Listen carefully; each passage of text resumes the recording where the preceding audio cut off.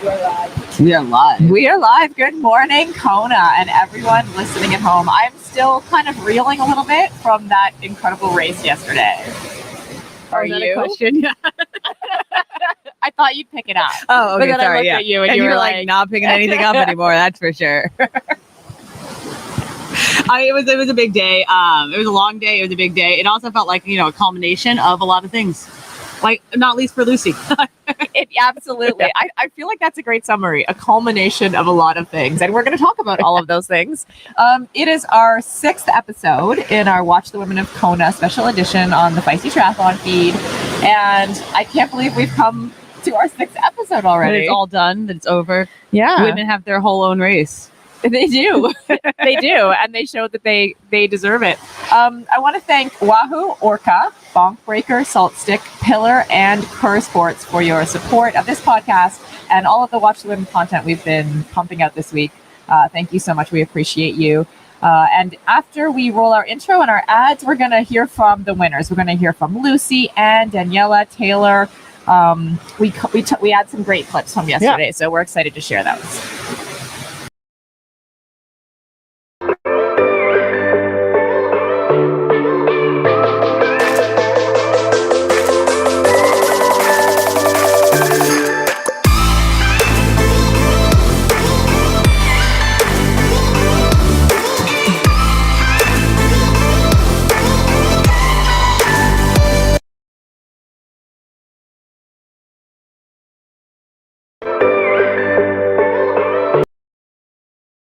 Rival multi-sport watch from Wahoo are two devices that you, the feisty woman listening to this podcast, need in your triathlon toolbox. The Element Bolt by Computer is designed for performance and engineered for simplicity. It has a sleek, simple, intuitive ride experience, and its smart navigation with turn-by-turn directions will help you explore new roads. The Element Rival multi-sport watch delivers a simple yet powerful user experience. Unique multisport features like touchless transition, multisport handover, and perfect view zoom create a seamless performance advantage whether training for a race or competing. To learn more about the Element Bolt and Element Rival, head to wahoofitness.com. Chasing epic is the essence of the Orca brand. It is about seeking the moments in life that make us feel truly alive and connected with the beauty of the world around us. There is something about being immersed in the open water. The crash of the waves, the roar of the wind, the taste of the salt water on your lips, and the warmth of the sunlight on your skin that makes you feel at home. With a history of designing performance wetsuits for triathletes since 1995, Orca's unwavering commitment to advanced, innovative swimwear empowers you to overcome your limits. Whether you're competing in a triathlon or swimming to challenge yourself, Orca's fit-for-purpose garments are designed to meet your needs. Use the code IRONWOMAN15 for 15% off all items at orca.com. That's IRONWOMAN15 for 15% off all items at orca.com.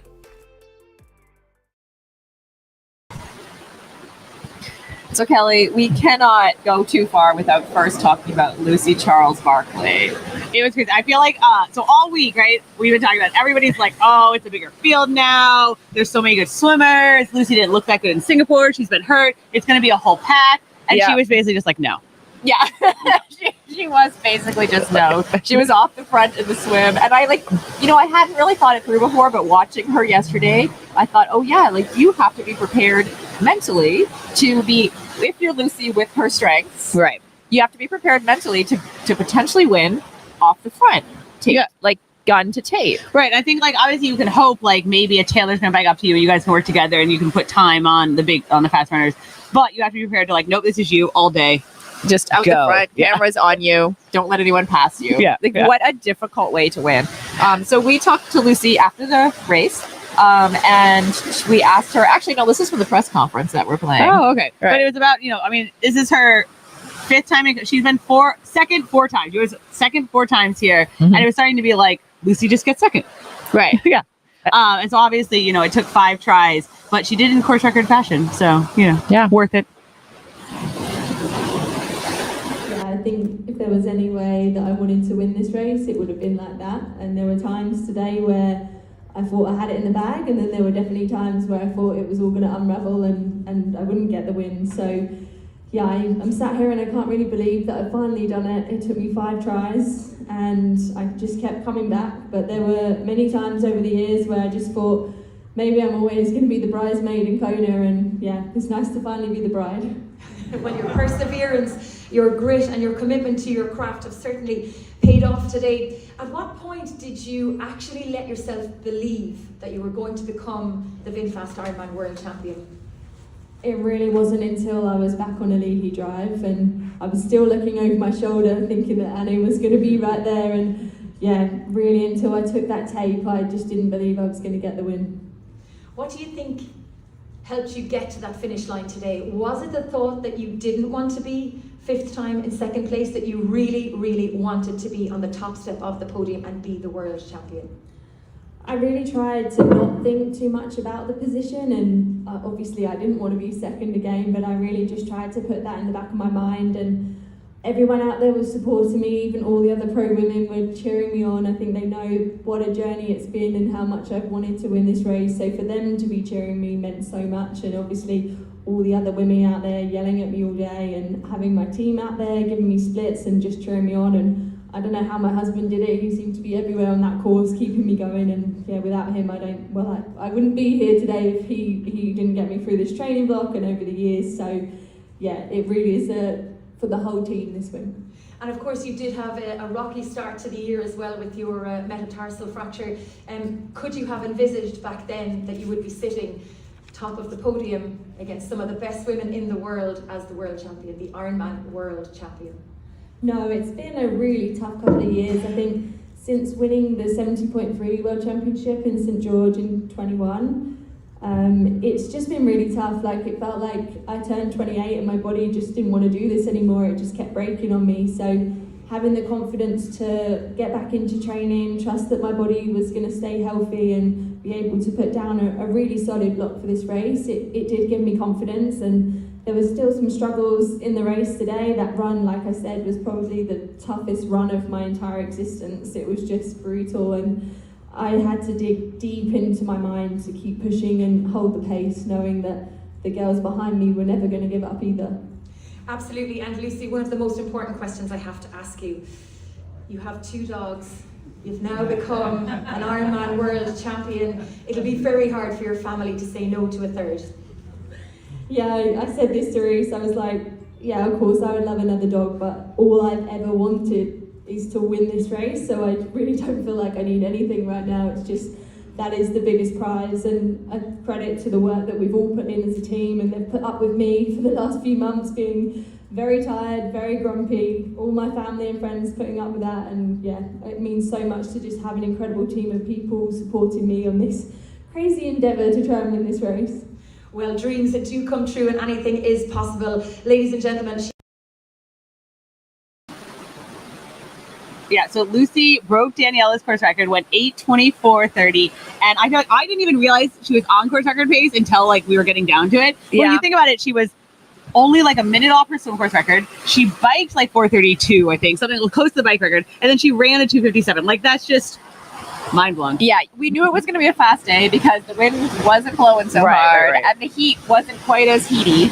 As heaty, You know? nice. It wasn't It quite still as heaty. felt hot. It still felt pretty It was humid. definitely hot. It's still Kona. Yeah. It's always hard. But like a couple things, right? First, that the conditions set it up to be really fast. And then secondly, we had such a deep field that like the women were pushing each other more, right? So that's the thing, when Daniela set the course record here, or when you were saying when she biked 4:20 that year and set the course record, it wasn't like 15 other women also went under 9 hours. Right. It was like, oh yeah, and everyone else still biked 5 hours. Yeah. Like, Well, 440. But yeah. Fine, whatever. But yesterday we had 16 women under 9 hours. Yeah. And as Daniela said, in 2014 she went second, or she was second with 9:02, and now we have like that would have gotten you 17th place. Yeah.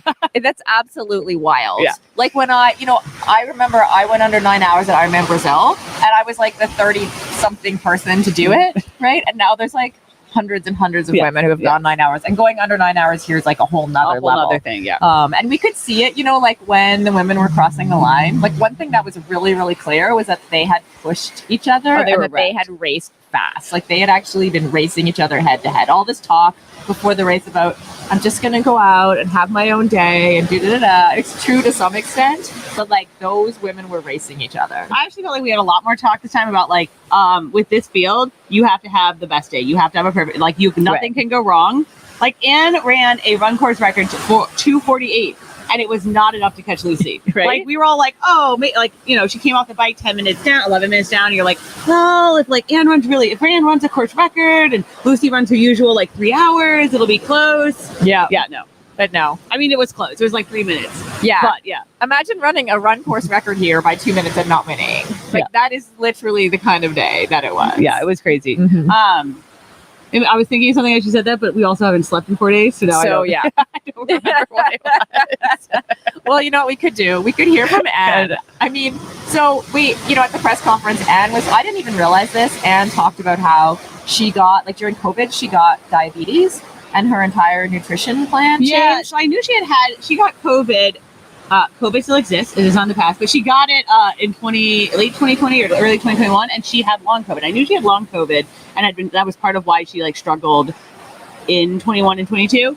But yeah, we talked to her about what she developed was COVID diabetes, and so she just like basically doesn't process blood sugar spikes and doesn't process carbs the same way. And so yeah, she talked to us a little bit about kind of what she had to do to adjust.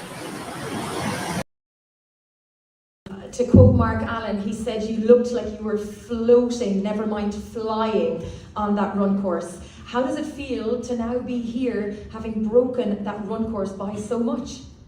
Yeah, it's really nice. I mean, run always means a lot to me, and I always aim for the fastest run. And in 2019, I hardly missed it. Maybe I celebrated a bit too much on Ellie Drive. But this time, yeah, I think I did a good job on the bike. I fueled well enough. So because the last few years I had a bit struggling with my corona diabetes, and now I finally find a solution for that. And the only thing my coach told me for the race is make sure you fuel enough. You eat all what you have on the bike, and then you hopefully prepared for a marathon, and that was exactly what I did. And to finally execute a good run was very important for my head as well. I asked you at the pre-race press conference what would be the ideal position coming into T2 today. Were you in the ideal position? I was in the ideal position after the swim, actually. So after the Hoala swim, where Lucy put 9 minutes into me, I had a bit of a big breakdown last week. So I had to really put myself together, and today I executed so much better. So I was on Lisa Norden's feet, and I said it's the perfect position. I mean, if I could have dreamed of a position, it would exactly be that. And yeah, and on the bike, I mean, like Daniela said, it was maybe the most stuck field ever. So we were such a big group, and in the beginning it was like so hard not to get a penalty because then we were just one big tag. And then after Harvey I was completely on my own because I was a bit lost in between the first and the second pack, and I don't think it was a good thing as well, because then I could pace myself and my nutrition right and everything, and don't have to like get my head around with all this penalty stuff, so I could just go and and then I had a really good run. That was really important for my head. It was just a really good run. It was a new world's best record run course. Talk us through some of your fueling. You've mentioned it twice there in the last piece of information that you gave us, how important it was to get that nutrition just absolutely perfect so that you could run yourself into the second step on that podium today. Yeah, I mean, I really had to, I did a lot of tests and labs in the university because my body is just not capable of carbs anymore so much, so I have to try a bit with proteins now and amino acids, and I think I find a good solution now. So with my nutritionist, we changed all my products, and I need to fuel myself a bit more protein based. That may sound a bit weird, but it worked quite well for me because carbs just don't get in my system so easily anymore. And so I'm really happy to find a solution for that problem and still able to deliver on high stage. So I'm really thankful for that. And are you happy with your performance today? Absolutely. I couldn't have done anything better. And Lucy was just unbeatable today and absolute well-deserved winner. So and now my medal set is complete, so I'm really happy. Yes, of course, 2019 Ironman World Champion Anne Haug. So Kelly, we talked earlier about how dead like some of the pro women were at the yes. finish line. Anne was one who, she came across looking quite strong, but within a minute was kind of lying on the ground. I know, you and I were actually like, is she actually okay? Like, not just like a little bit okay? Like, does she need to go to a hospital? Yeah, the medics came over. There were a few people we were concerned about. There were some people. I mean, Lucy came through, and like usually you win, and the adrenaline of winning kind of drives you. You like throw your arms up, and she like couldn't even get her arms up. She was just sort of like, oh God, yeah, I'm done. It was maybe one of the least exuberant wins for such a meaningful moment for Lucy personally. Like you knew what it meant to her, and yet she was like couldn't. Yay! I can stop running now. And like in that vein, Laura Phillip, I shouldn't even make it to the press conference. That's why we didn't really talk to Laura. Something happened. Like you said, you feel okay. She actually didn't look the most messed up immediately, but then like blood, like what's the word I'm looking for? Like blood sugar drops, blood pressure drops, like things go wrong. And she had to go, I think, to see a doctor later, is my understanding. She wasn't at the press conference afterwards, so I think she was not well. Something was happening. And she, like Laura was another one who was on the hunt all day long. Like her and Annie were basically chasing Lucy hard. So I see how that could get a bit messy. It was a rough race. I mean, it was, it was racing. It was racing, which is what you asked Daniela when we saw her right after, which I thought was funny. It was racing. How did you feel? Like that really felt like a race, which I mean, in all fairness, years past, it felt like Daniela just going out and putting on a show. But this felt like a goddamn race. Right. And what I thought was most interesting about that was that you had Lucy off the front the entire day. And it still felt like a race. Yeah. And often on a day like that, we go, oh, like that's kind of boring, quote unquote. But it was not boring at all. No. Like we didn't know if Lucy was going to be caught. There was a massive race going on for the top 10 behind her. Right. It was, as you said, there were like, 16 women going under 9 hours. Everyone was moving fast. So you had that combination of like, that solo person up the front and an interesting race happening. Yeah. So we talked to Daniela right after, on the beach, as one does in Hawaii.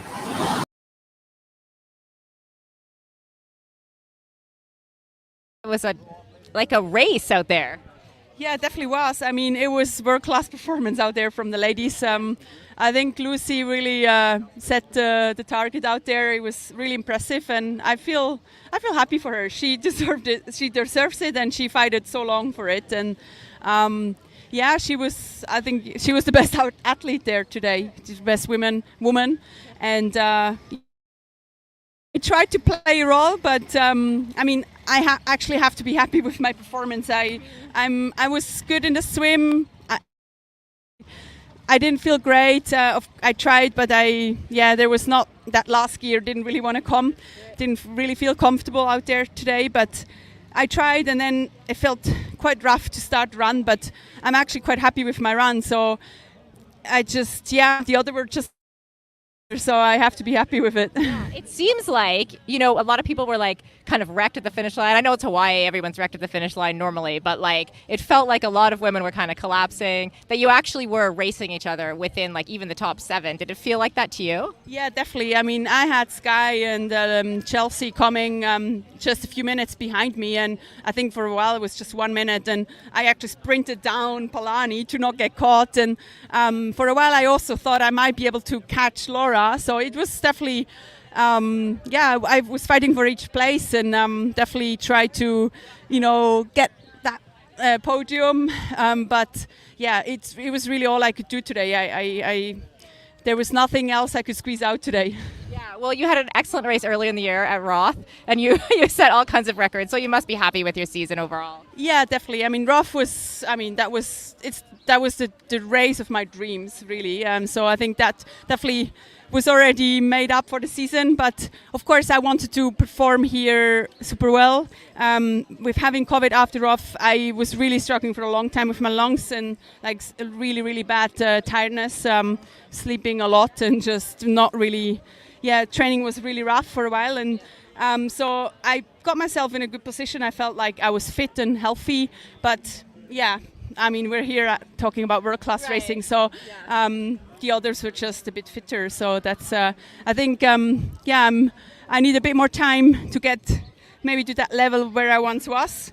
And the other ladies are really pushing it, and they're getting better and better. So that's just how it is. And I think, so I felt really positive vibes out there. I had like 7-8 friends chasing me around, and they were in every corner. I could just see them, and it was really uplifting. And I definitely had a few smiles out there, which is quite rare for me. So.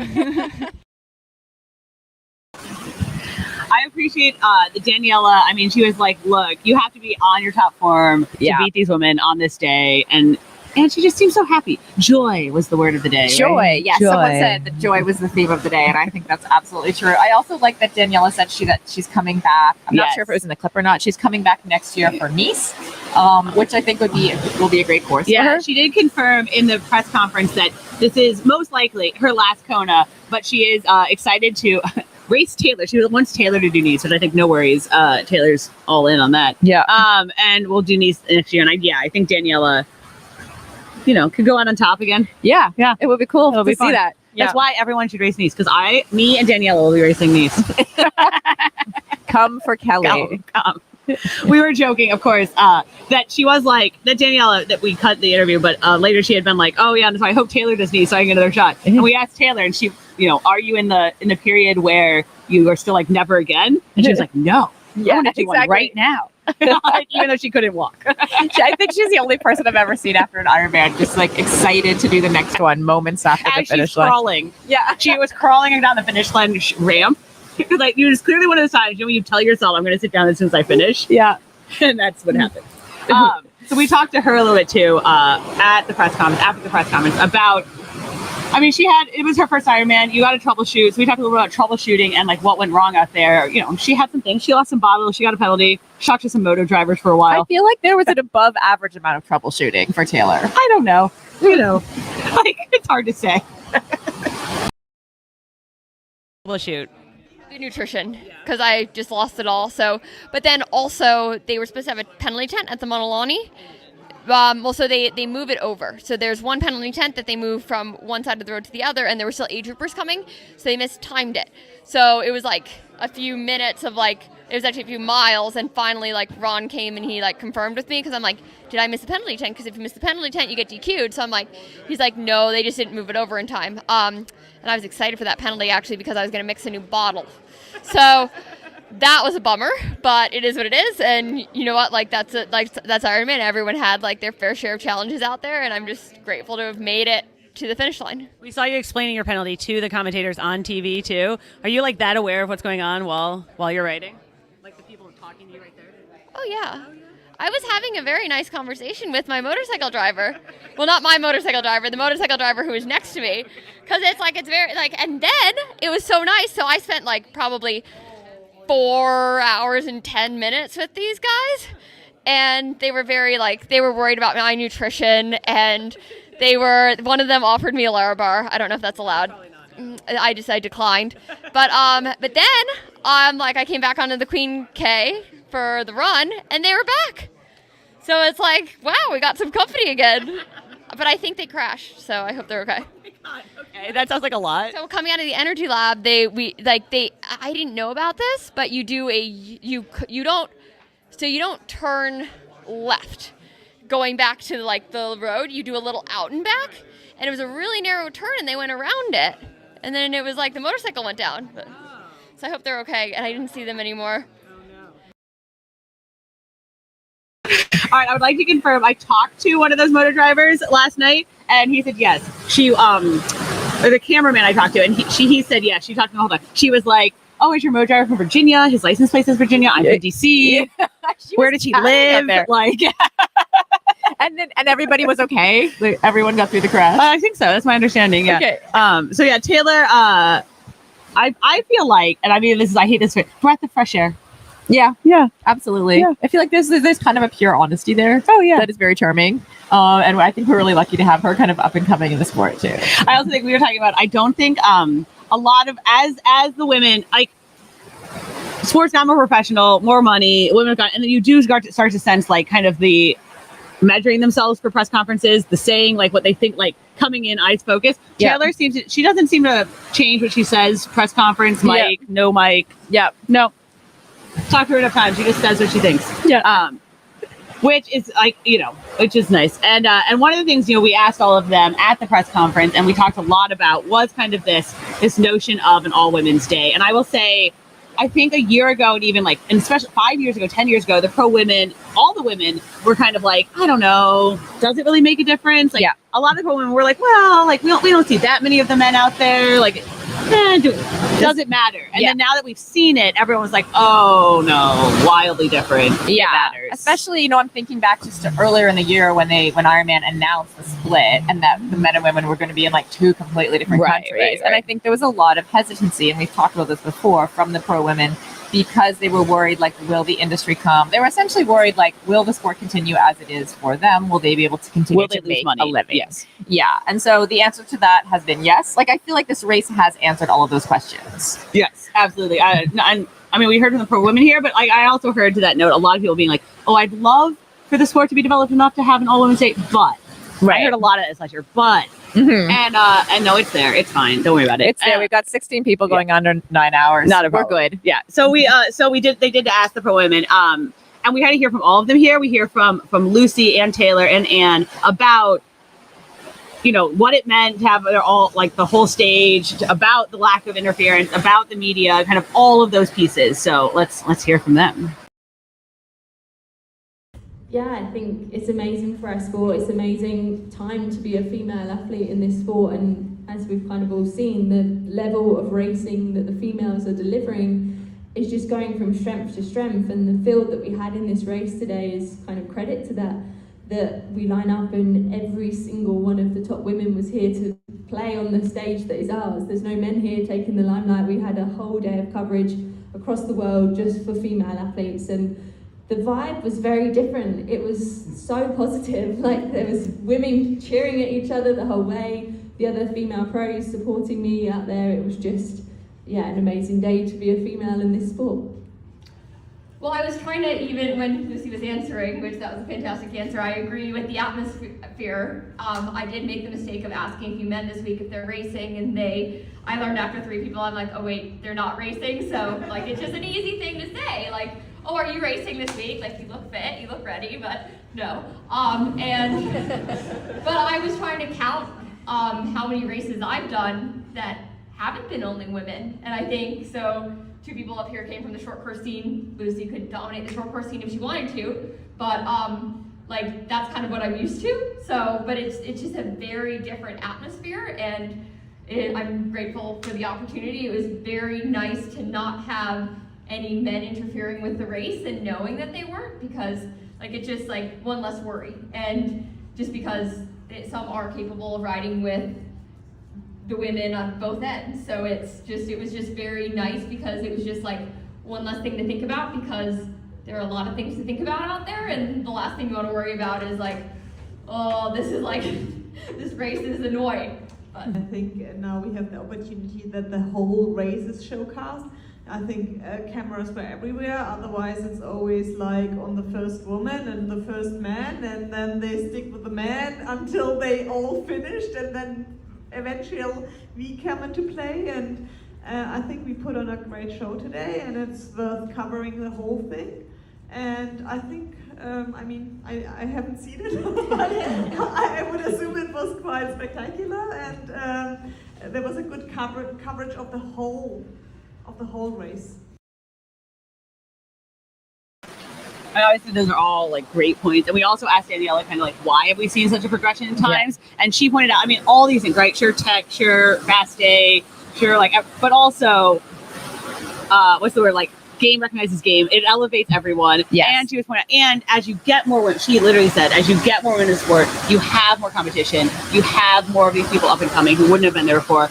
She even pointed to Taylor and was like, and the next generation, who is right here already. Like, you have more mentors and more heroes, more people to follow in the footsteps of, and that just creates more depth in the sport. Yeah, it's super amazing to see all of this come to fruition. Like, I think in like 2015 first started actually talking about women's triathlon and saying, well, wait a second, why don't we have equal slots for the pros? Why don't we have equal slots for the age groupers? Why is the pro race unfair when we allow the men to interfere? And to see like all of that so many of us have been talking about for so many years, like just be played out on this stage of having this all women's day, fair race, media coverage for them, all of the points that they just made. It's so amazing to see. And I will say, I said this in like my news and I'll say it here, but like a lot of people all week were talking to us about how it meant so much to see 2,000 women. It meant so much to their daughters. It meant so much, like the vibes were different. It was more supportive. It was very joyful. It was like just nicer. And I was kind of like, I don't know. I'm used to seeing like female, like apparently I was like, I see female athletes all the time. And what did me in yesterday was I hadn't thought about structurally. That means they are not the ones taking care of the kids. So what I saw yesterday was all the dads and all the husbands and all the boyfriends and all the partners and like someone else had to be taking care of the kids. Right. And that is actually like built into this entire event because it couldn't happen without that being true. Yes. And so it was like, that was what I was like, there's like structural systemic things that are changing because they have to, because this has to happen. Yeah. And so that was like, and there's real value in being the person who takes care of the kids. Oh yeah. Just like there's real value in being the breadwinner, real value in being a professional athlete. Right. And so like we need the right people in the right places, regardless of gender. But it was just like, in order for all these women to race, the default couldn't be like, oh yeah, and of course you're also going to take care of the kids. Right. Right. Yeah. They had to figure something else out. And so I saw that happening everywhere yesterday. And I hadn't thought about that until I saw it everywhere. Yeah. So let's take a little break, hear from our partners, and then afterwards we had a really fun clip with Taylor. Apparently humans are a potted plant. I like potted plants, yeah. New Australian company with leading micronutrition products to solve problems for athletes, such as sleep. Our favorite product is their Triple Magnesium. Triple Magnesium features 3 select forms of bioavailable magnesium to support muscle health, reduce muscle cramps, relieve sleeplessness, and support nervous system health. We have all been using it, and it has been a game changer for our sleep and recovery scores. We love the berry flavor and take it with our shakers 30 minutes before bed every night. To try Pillar for yourself today, head to thefeed.com/pillar and use code FEISTY for 15% off your order. Or if you're outside the US, head to pillarperformance.shop and use the same code FEISTY. From Core are designed with one thing in mind, reducing your aerodynamic drag so you can go faster with no additional effort. Looking to shave a few minutes off your Ironman bike? Core's Zeal Tri-Kit is here for you. It's perfect for fast days, recovery days, and everything in between. All of Core's triathlon clothing is created specifically to fit, flatter, and perform when training and racing, so you can fully focus on being awesome. And you can get 15% off all clothing at coresports.com with the code RDAY. That's 15% off at coresports.com with the code RDAY.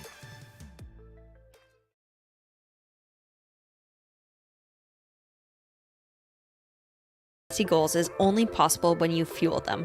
That's why we partnered with Bonk Breaker and Salt Stick to create the Feisty Fueled Box. Each box contains 2 PB&J energy bars, 2 PB&J protein bars, 2 packets of Rainbow Blast energy chews, 2 packets of the new OMG energy chews, 2 packets of Salt Stick fast chews, 3 stick packs of Salt Stick drink mix, 2 packets of Salt Stick capsules, and a Feisty sticker and custom card with product details, discounts, and fueling tips. That's over $40 worth of sports nutrition for just $30 plus free shipping. To order your box, head over to bonkbreaker.com/feistybox today. And you can get 20% off all other products at bonkbreaker.com and saltstick.com with the code FEISTY. That's your... Oh, are we back in? No, we're back in. It's been a week, guys. It has been. It's been an amazing week. It's been a joyful week. The theme of yesterday was joy, right? Yeah, is that what we decided? Yeah, sure. Yeah, and there was no one. Well, there were people more joyful, but there was no one probably more joyful than Taylor. Yeah, so Taylor, obviously, we love Taylor. We're Taylor fans over here. We think she can do what she wants, and we talked to her for quite a while. Thought it was gonna be a short interview after. And then we just kept talking. Yeah. And she had some thoughts, some life advice. Life advice for everybody.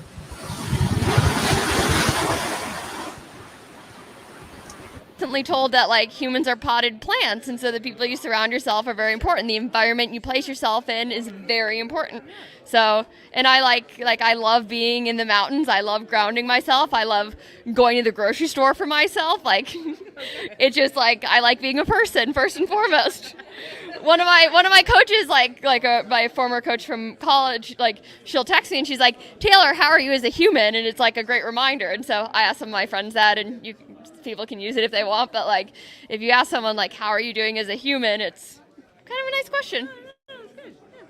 All right. I almost asked her, how are you doing as a human? We should have. Yeah.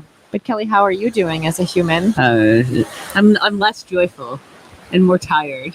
You need some recovery I need some time? recovery, Is that what I'm hearing? yeah. What are you going to do for your recovery time? Move houses. Oh, that sounds Yeah, very that's great. recovery-ish. How about you? How are you as a human? A potted plant. I'm doing well as a human. I'm excited because we get to stay here till Tuesday. Oh, okay. And you guys are going snorkeling or something. I'm going to have an extra day to recover in Kona, which I did not take last year, which I normally do. And I really am looking forward to it because I feel like that recovery day here before I go back to my normal life is meaningful because I actually get to rest. Okay. Instead of being responsible for my little human. For my teenage crazy little human. Okay. All right. Well, there you go. I will say that was in the context of asking Taylor if she's just going to do everything next year, and she was like, "No, I want to go home." In between, the Paris so Olympics. she goes to the and Olympic these. Games. Yeah, She wants to go home. But yeah, she wants to do both things for sure. So before we go, I just want to say congratulations. Congratulations to women. to women. I mean, really. No, really. Allow me to unpack that. Yes. By all means, Sarah, unpack that. We have the women who spoke up, who said, like, we want more. Yeah. We want equal slots.